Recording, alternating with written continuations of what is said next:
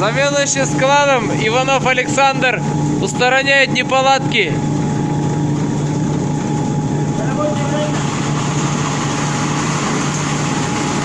Побольше таких рабочих нам.